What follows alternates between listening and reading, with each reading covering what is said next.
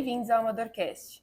Hoje estamos aqui com uma mulher que inspira amadores pelo Brasil inteiro, uma das melhores competidoras da atualidade de três tambores, a BQM Awards por 8 vezes, proprietária da loja Cutter Jeans e empresária. Hoje estamos aqui com a Carol Rugolo. Olá pessoal, meu nome é Caroline Rugolo, sou competidora de três tambores há quantos anos? Vou revelar minha idade, há uns 20 e tantos anos. Sou proprietária da Cutter Jeans, empresária, e é isso. Carol, conta pra gente quem é a Carol fora das pistas.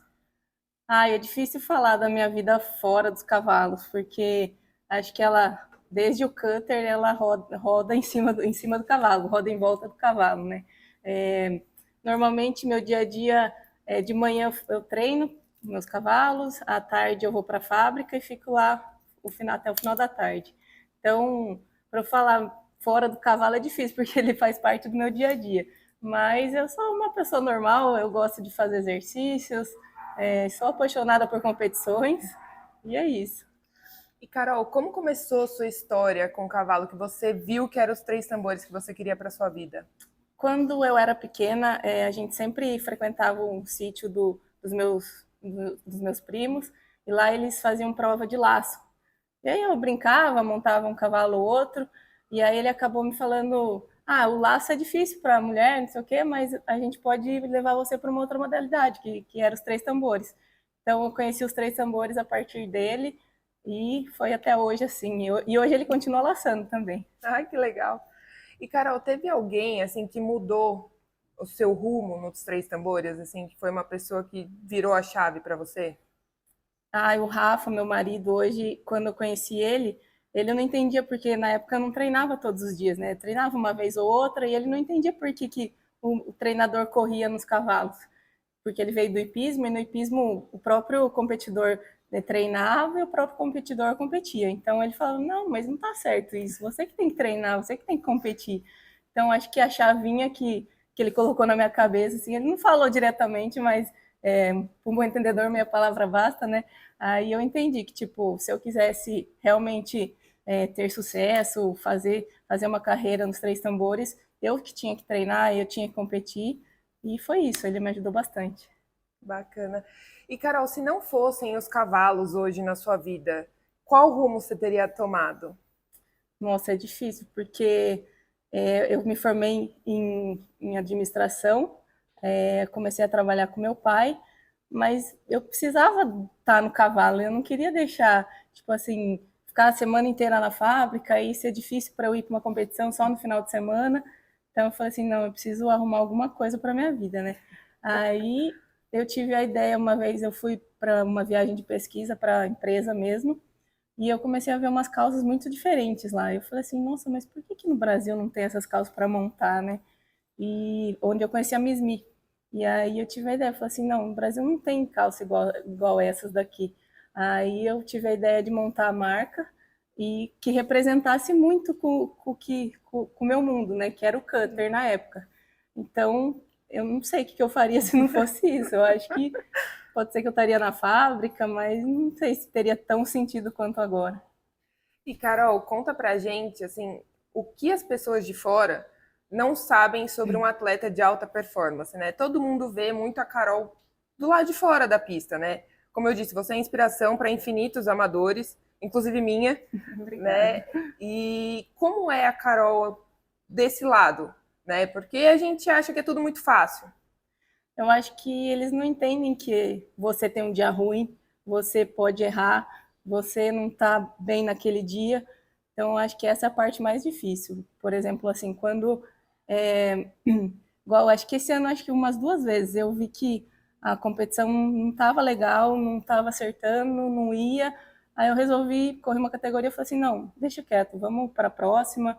Eu preciso pensar, eu preciso dar uma relaxada. Então, acho que às vezes as pessoas não entendem que eu também tenho um dia ruim, entendeu? Você é um ser Eu humano. sou um ser humano, eu não tenho. Não são todos os dias que são perfeitos. E, tipo assim, por mais que a gente dedique todos os dias para isso, tem o dia do cavalo, então essa é a parte mais difícil de ser atleta, eu acho.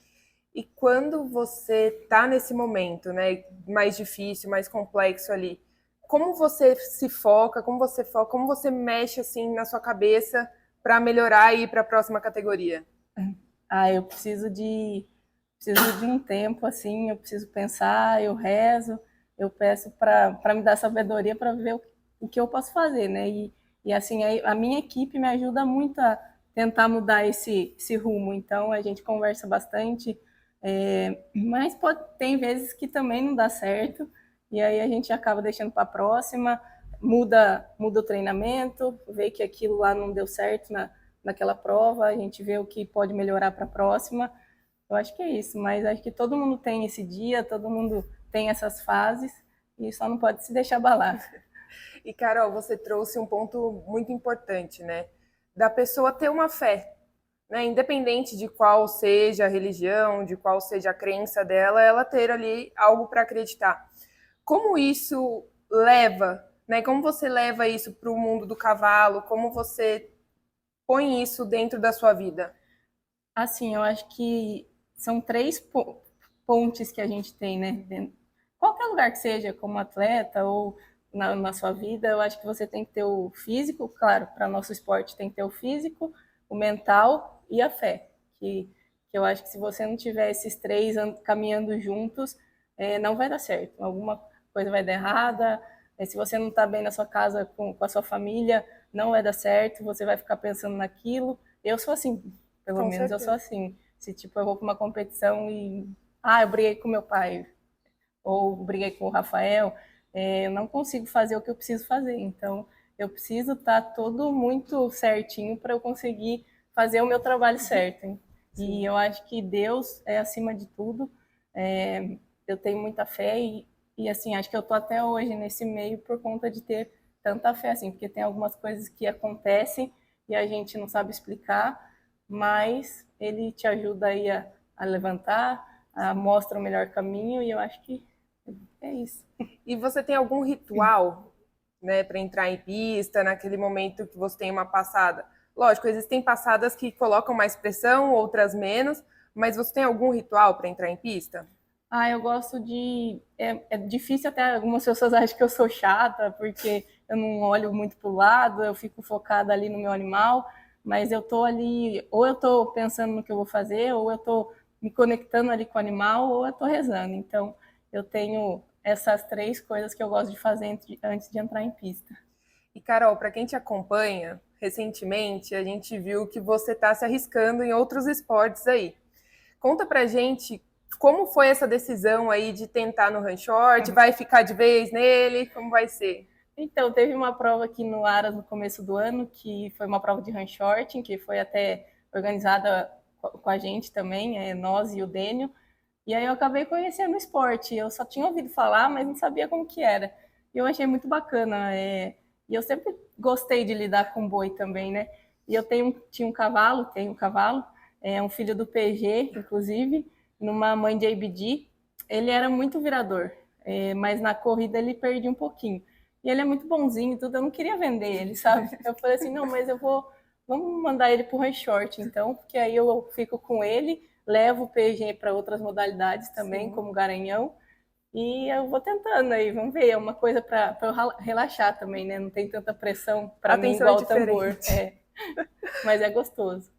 E, Carol, como você equilibra, né? Bom, você é empresária, competidora de elite, de alta performance.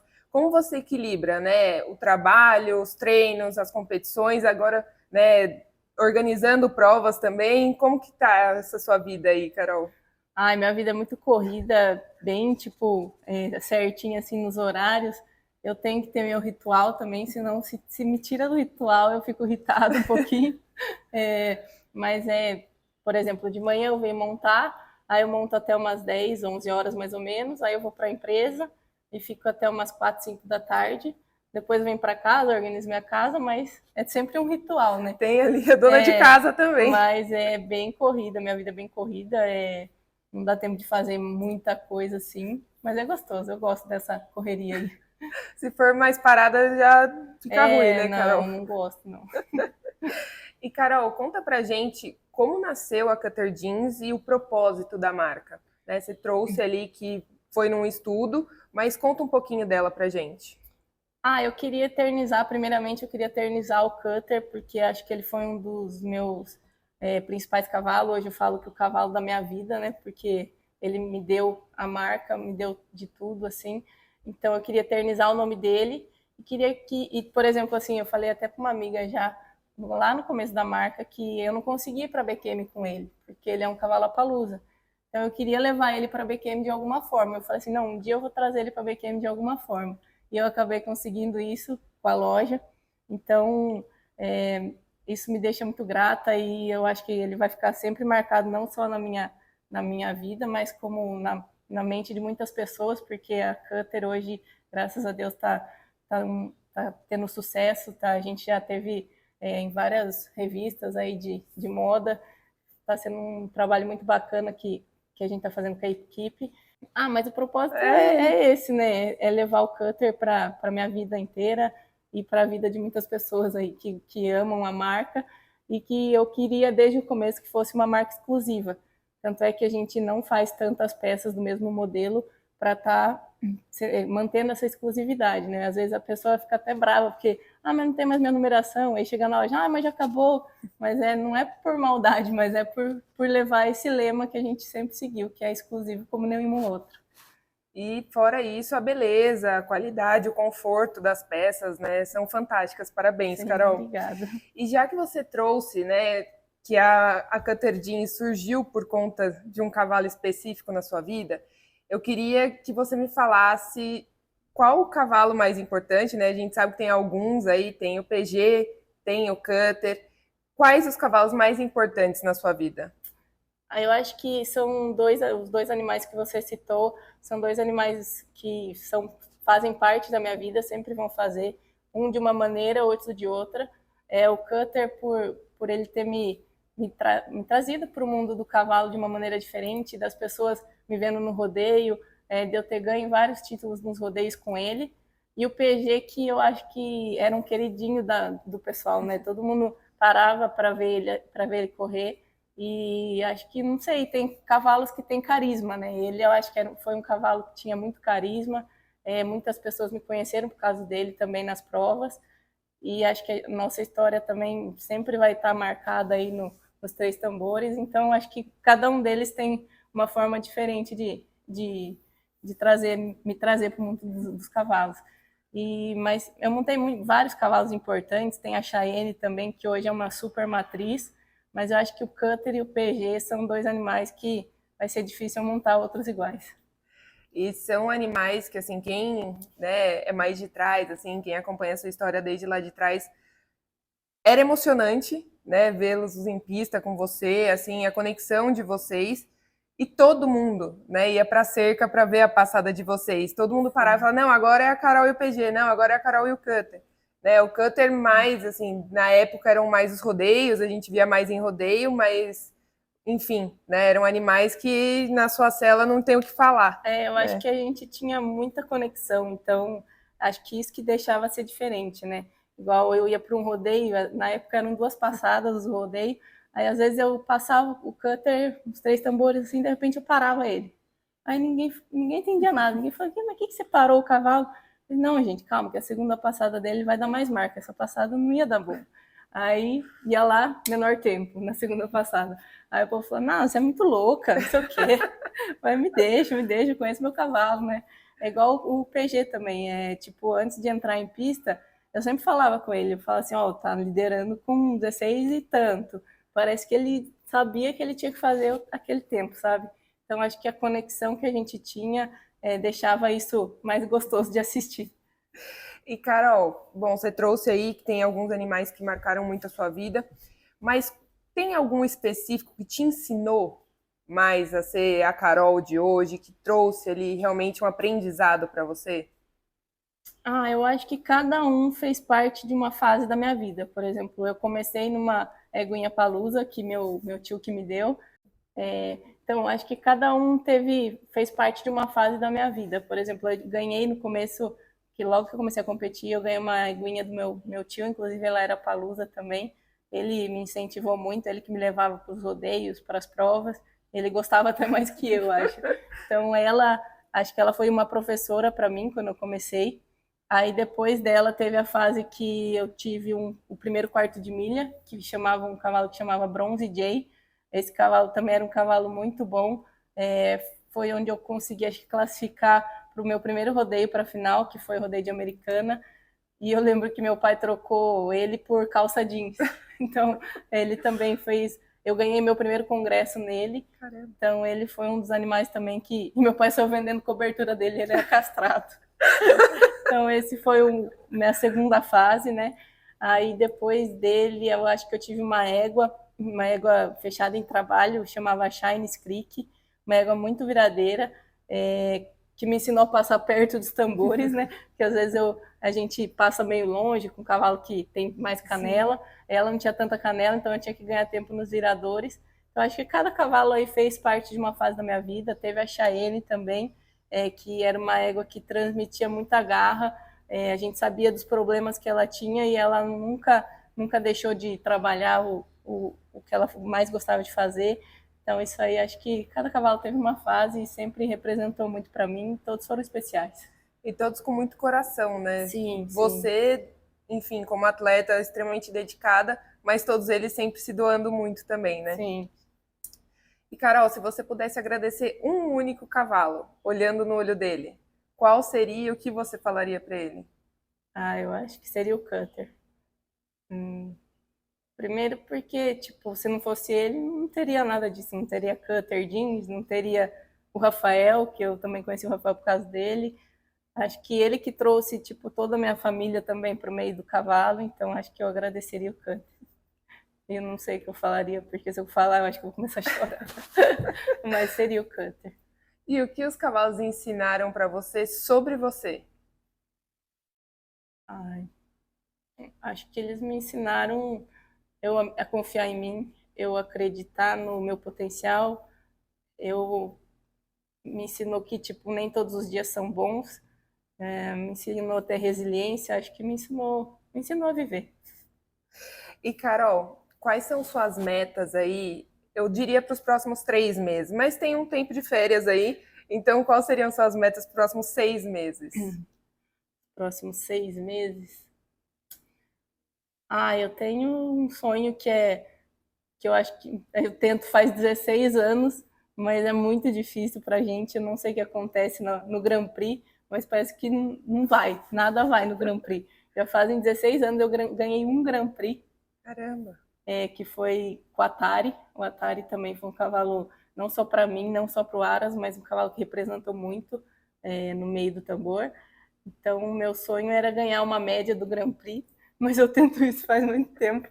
Mas eu continuo tentando, não desisto. O que mais? Eu queria diminuir meu tempo, eu tenho menor tempo, meu é 16,300, mas eu estou buscando aí diminuir esse tempo também, mas também não é fácil. Então, acho que são muitas metas. E, Carol, em algum momento você pensou na sua carreira assim, em desistir? Falou, não, chega, estou passando por uma dificuldade muito grande, não é isso mais? Teve. Acho que todo mundo tem, né? Tipo, na época que o PG machucou, foi um baque muito grande para mim. Eu não sabia nem o que eu fazia mais, não sabia se eu iria continuar, não sabia se eu ia conseguir correr de novo. Porque quando você sofre um acidente assim, passa muita coisa na cabeça e você pensa se aquilo vai acontecer de novo e aí você fica com medo. Esse dia aí foi um dia bem intenso.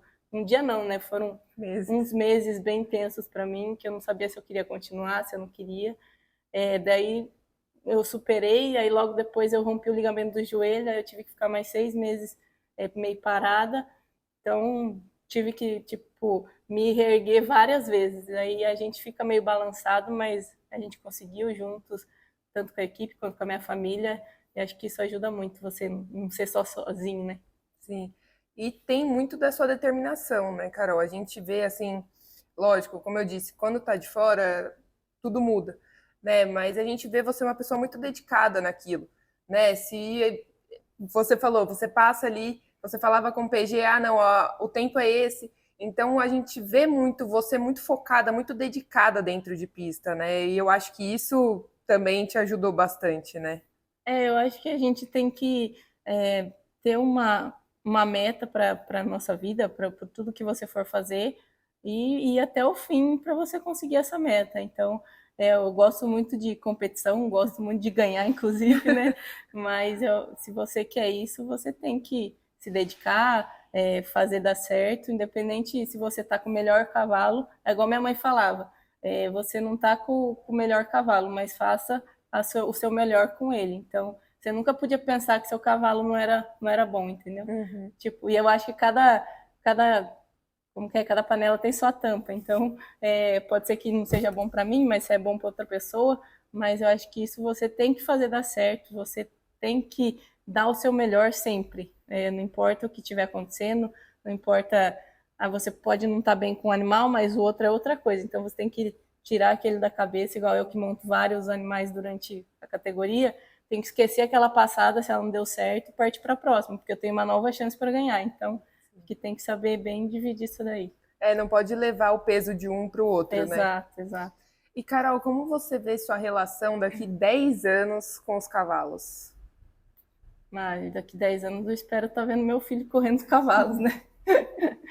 Eu acho que eu nunca vou deixar de tê-los na minha vida, assim, então eu espero passar essa herança aí para os meus filhos. E continuar correndo, né, Carol? Sim, vai estar na Master, mas vai estar correndo ali. Os Masters espero que se preocupem aí, eles que deem um jeito de baixar esse tempo deles.